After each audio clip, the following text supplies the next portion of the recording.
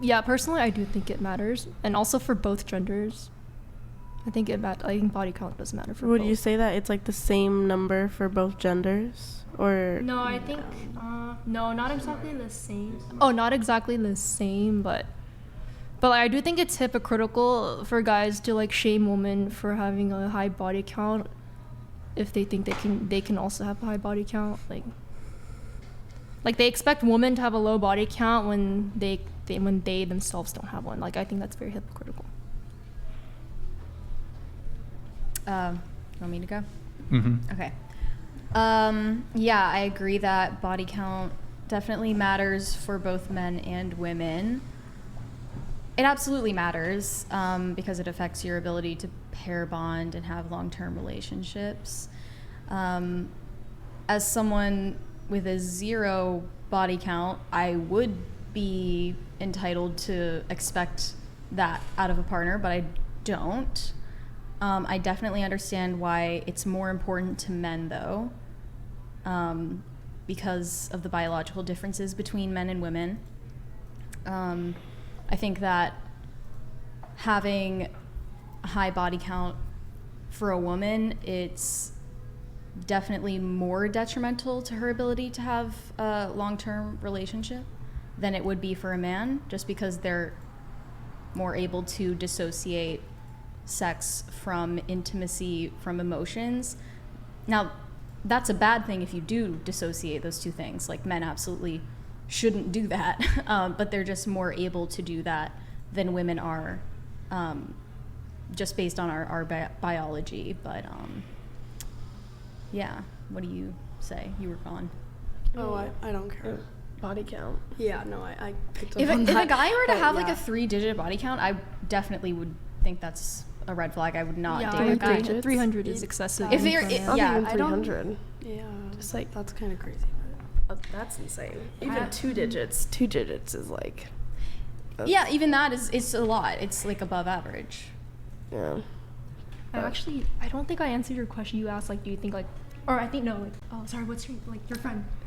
I think you asked me something. Yeah, I was I asking don't you think I answered like if you think if a high body count for a girl was like 3 or whatever, do you think it would be the same number for a guy too?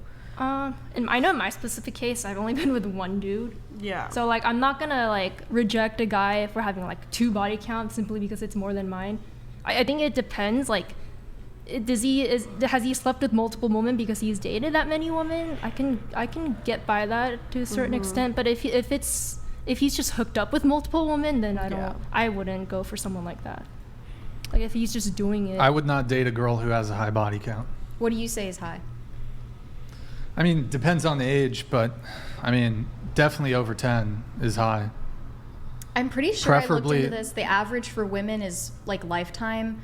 That's if you're counting all the generations, is 5. That's some old statistics right there. Shit. It includes the older generations, which is why it's lower. If you looked at the different age demographics, I'm sure younger women have a higher average. But for women total lifetime, it's 5. For men total lifetime, it's like 8 average. Sure. Okay. Yeah, that's fair. Yeah, high body count. Obviously, it's the lower the better, you know? It's a good answer. The lower the better. The lower the better. I Yeah. mean, 5 is better than 7. 3 is better than 5. 1's better than 3. 0 is better than 1. So, the lower the better, I'd say, generally speaking. Me too. You too? You prefer a guy with a low body count, or? Yeah, lower, because Really? I do know that, like, when you're hooking up a lot, it's taking something out of you every time. So I would like to have the maximum emotional capacity. I would say if a guy had a past with porn addiction, that would be a lot more of a serious concern to me than if he had a body count that's on the higher end. Interesting.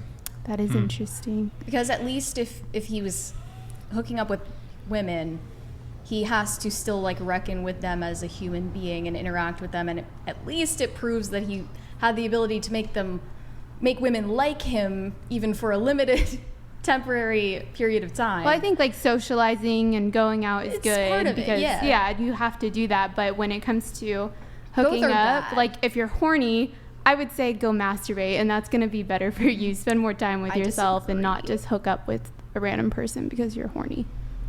I disagree. I just think both are bad, and I think women have been shamed out of having a standard in regard to men using pornography, and that's really wrong. Word.